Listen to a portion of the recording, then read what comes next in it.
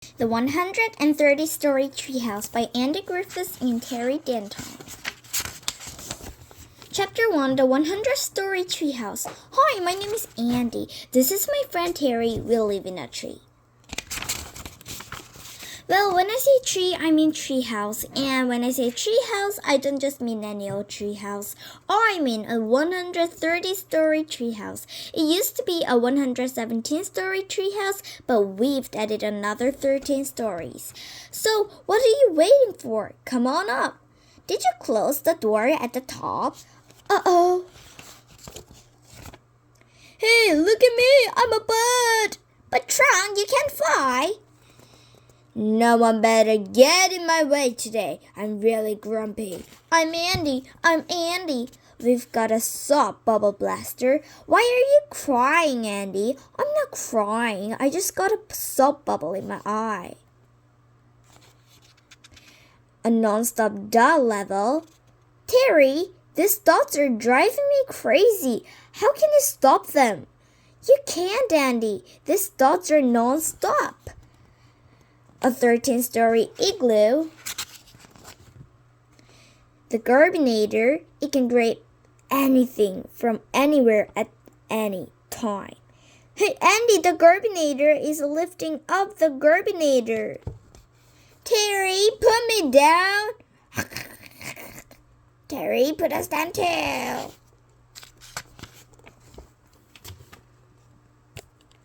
An extraterrestrial observation center. Hey Andy, do you think there are tree houses on other planets? Being those book or best. I don't know, I can't see properly. There's too much stuff in the way. A time-wasting level. Rubber band flicking station. Blah blah blah blah blah blah blah blah blah blah blah blah blah blah blah blah blah. Ouch! Your pointy poking stick is very pointy. Pop pop pop pop pop pop pop pop pop pop pop pop pop pop. Fox fox fox fox fox fox fox fox fox fox fox. Hi! That's my new novel you're ripping up. How much fun is tearing up paper? Bark, bark, bark, bark, bark, bark, bark, bark, bark, bark. I just sharpened my hoof off. A toilet paper factory because you can never have too much toilet paper. No, my toilet paper is made of concrete. Yay, fish flavored toilet paper.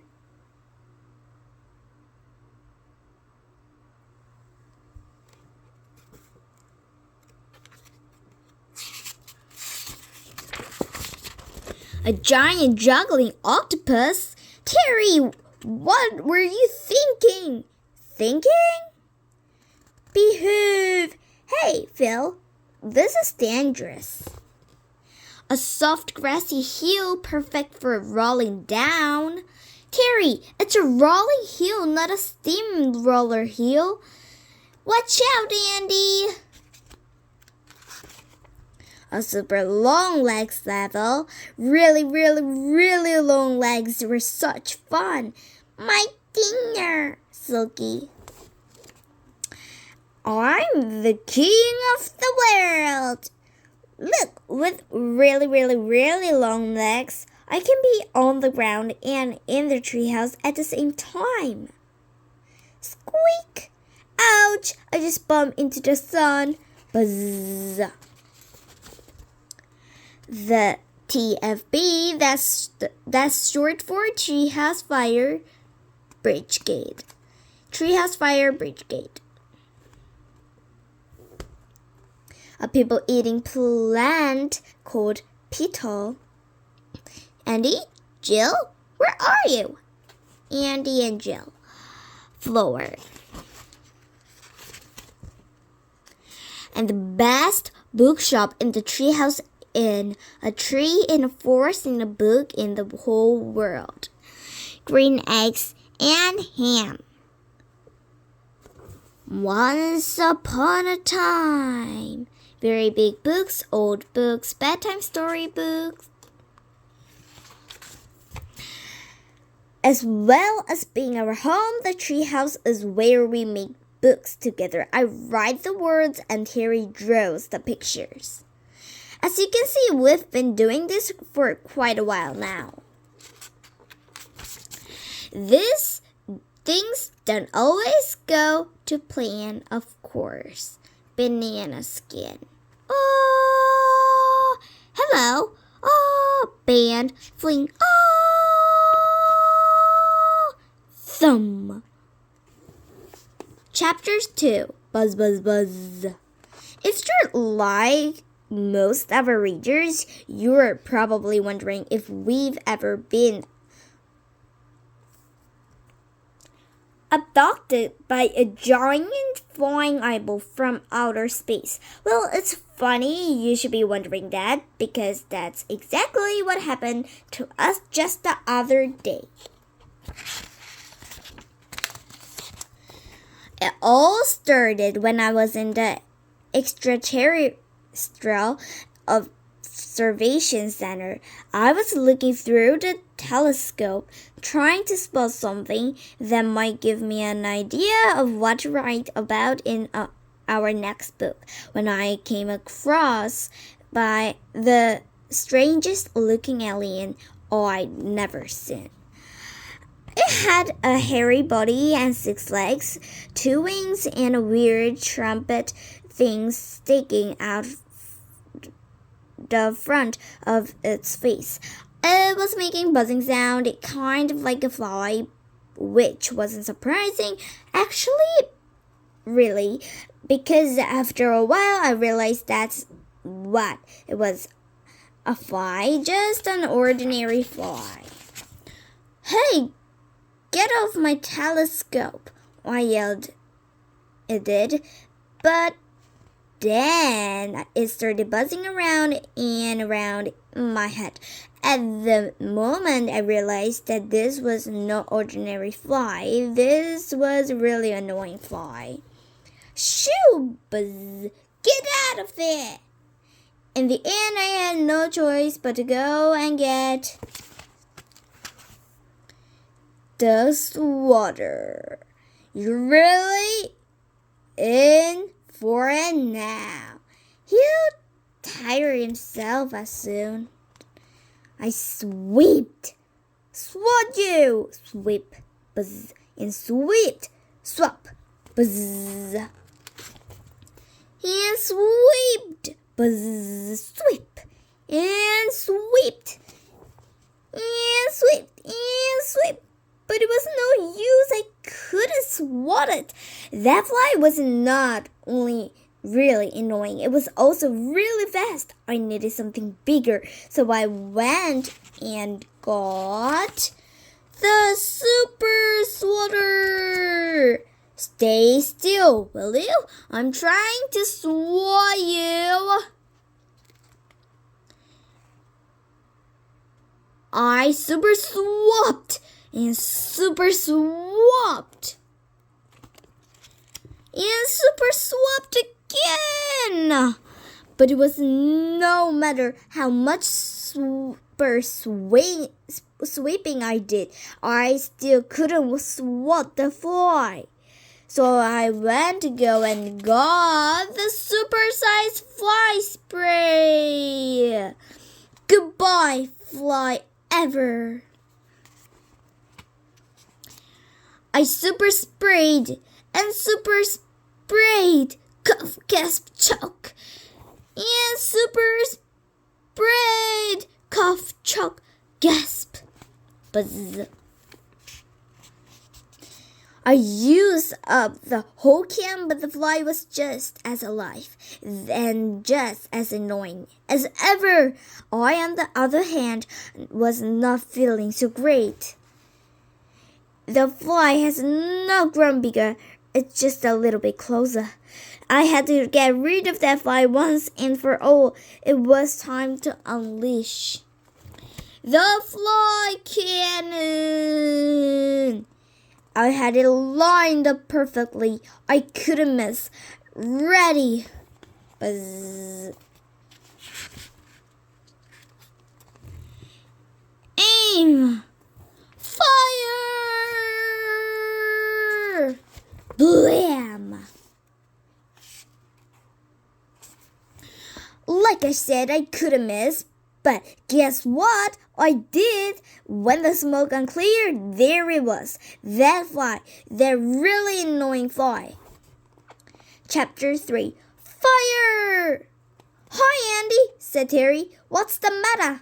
That fly, I said. That's what. I'm trying to get ideas for the next book, but I can't because it's kept buzzing around my head and distracting me. Have you tried swatting it? Said Terry. Yes, I said. Of course I've tried swatting it. Have you tried super swatting it? Yes. What about the spraying it? Yes.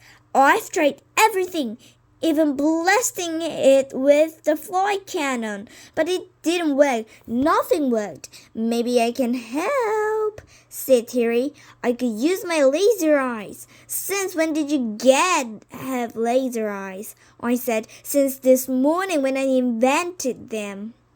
He said, look, I'll show you. Terry took a deep breath, focused on that fly, and shot laser beams on it, right out of his eyes. The fly darted out of the way. Terry took another deep breath and fired again, and again, and again, and again. Terry's laser beams were hitting everything, except for the fly, that is, and everything. They had burst into flames. Terry, I yelled, stop, you're setting the treehouse on fire. Oops, said Terry.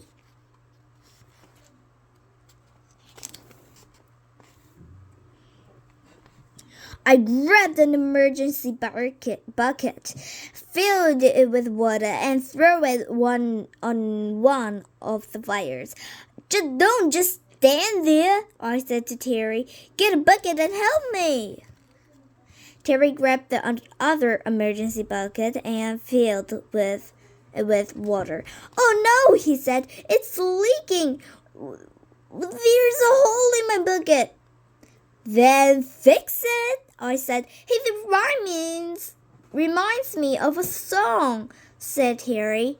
There's a hole in my bucket, dear Andy, dear Andy. There's a hole in my bucket, dear Andy, a hole.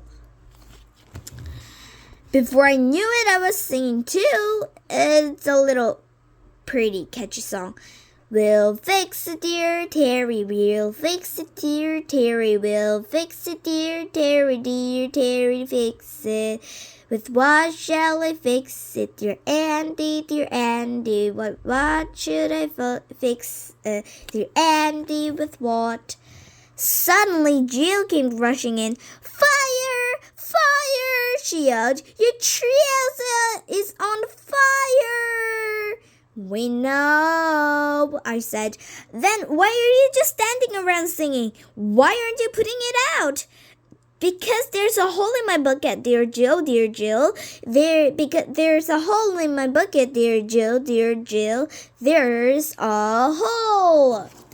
Oh, for goodness sake, said Jill. There's a much faster way to put out fires than by singing songs about buckets. She grabbed an emergency hammer and smashed the glass out for fire alarm. The siren reeled, and within moments the treehouse fire brigade rushed in and got straight to work.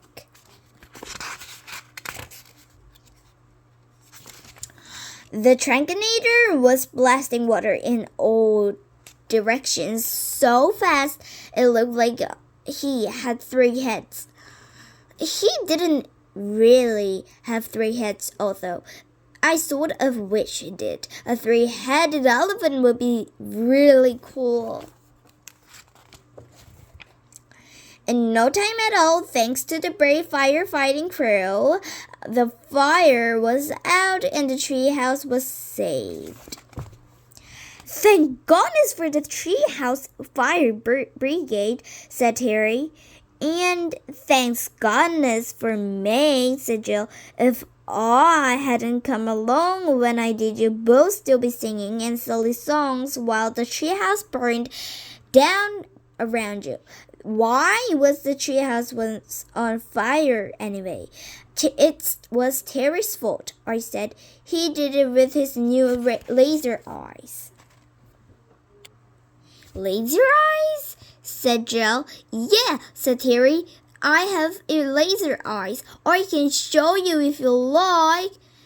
No, Terry, I said. They're too dangerous. But what about the fly? Said Terry. What fly? Said Jill. He's trying to light a candle. Phew. That really annoying one, I said. It's driving me mad. I've tried swatting it, super spraying it and blasting it with the fly cannon, but it's no use. I won't die. The poor fly, said Jill. You mean the annoying fly, I said. We call them flies because they fly. Buzz.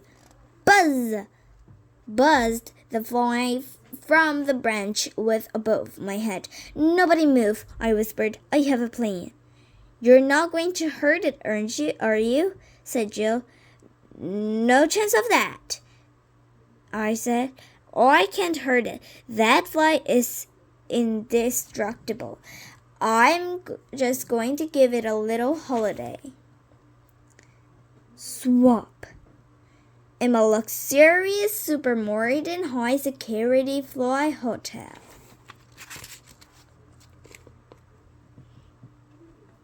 Andy, said Jill, that's not a fly hotel. It's a bug catcher. Let it out right now. No way, I said. But it's cruel, said Jill. How would you like if somebody trapped you in a bug catcher? Well, I said, I don't suppose I would like it, but if that's going to happen. And then guess what? It did happen. Well, something pretty similar to being trapped in a bug catcher anyway. Suddenly we found ourselves in our tree encased in a gigantic clear dome. Did you order a tree dome, Terry? I said no. He said, did you? Not that I recall. I said, then where did it come from? Said Terry. I think it might have something to do with that UFE up there, said Jill. Don't you mean UFO? I said no, said Jill, pointing at a large oval object hovering above the tree. Look, it's dramatically a UFE on the unidentified flying eyeball. Wow, said Terry. A giant flying eyeball. That's the coolest thing I've ever seen. We're going to stop here, and next time we're going to read another part. So I will put a poster of it so I won't forget. So bye everyone. Thank you for listening to this book, and meet you tomorrow. Bye bye.